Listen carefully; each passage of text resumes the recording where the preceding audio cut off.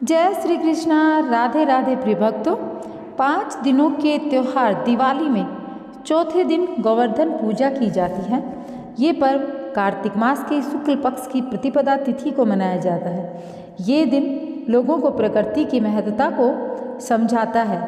इस दिन घरों में गोवर्धन पर्वत बनाया जाता है और भगवान श्री कृष्ण की प्रतिमा बनाई जाती है। इसके बाद शाम के समय गोवर्धन पर्वत और भगवान श्री कृष्ण की पूजा अर्चना होती है। उन्हें अन्नकूट और कढ़ी चावल का भोग लगाया जाता है। इस साल दिवाली 12 नवंबर की है, लेकिन गोवर्धन पूजा की तिथि को लेकर लोगों में कन्फ्यूजन है। आपको बता दें, अब की बार कार्तिक माह के शुक्ल पक्ष की प्रतिपदा तिथि की शुरुआत 13 नवंबर दिन सोमवार को दोपहर 2:56 से हो रही है और समापन अगले दिन 14 नवंबर दिन मंगलवार को दोपहर 2:36 पर होगा। हिंदू धर्म में उदया तिथि को विशेष महत्व दिया जाता है। ऐसे में गोवर्धन पूजा का पर्व 14 नवंबर को मनाया जाएगा।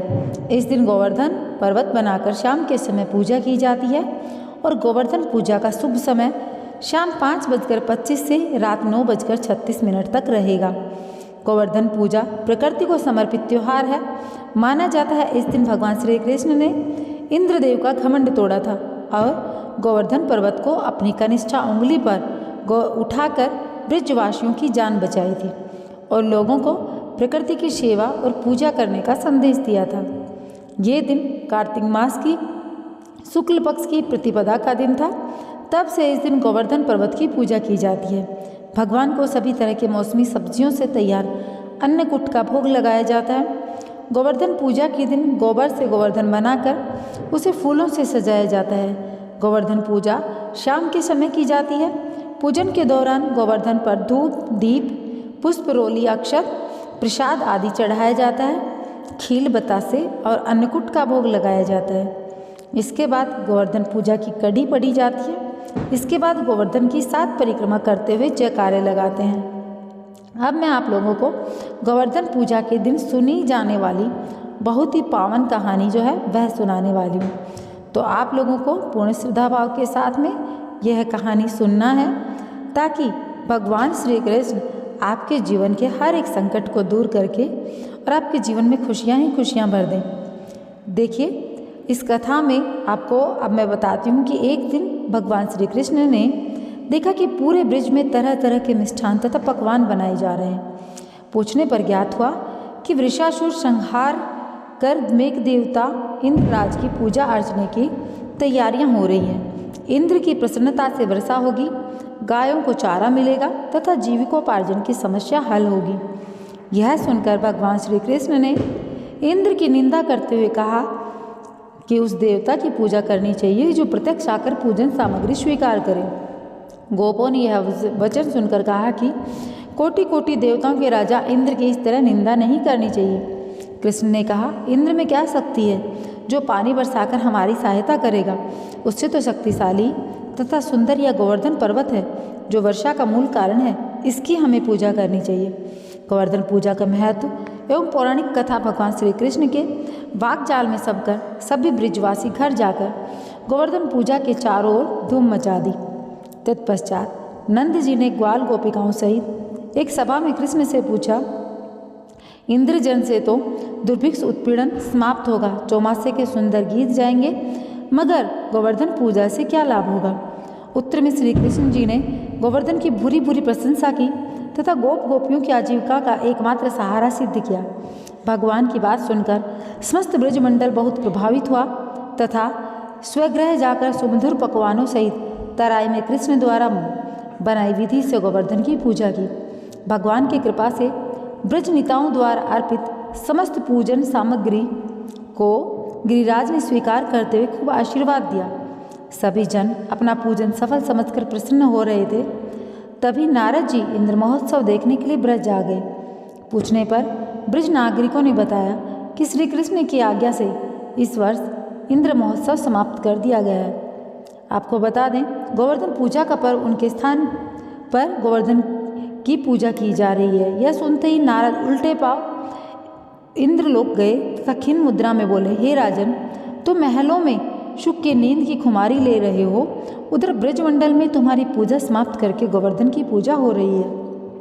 इसमें इंद्र ने अपनी मानहानि समझकर मेघों को आज्ञा दी, वे गोकुल में जाकर प्रलयकालिक वर्षा से पूरा गांव तहस नहस कर दे। पर्वताकार प्रलयकारी बादल ब्रज की ओर उमड़े। भयानक वर्षा देखकर ब्रजमंडल घबरा गया। सभी ब्रजवासी श्री कृष्ण की शरण में जाकर बोले, भगवान इंद्र हमारी नगरी को डुबोना चाहते हैं, अब क्या किया जाए।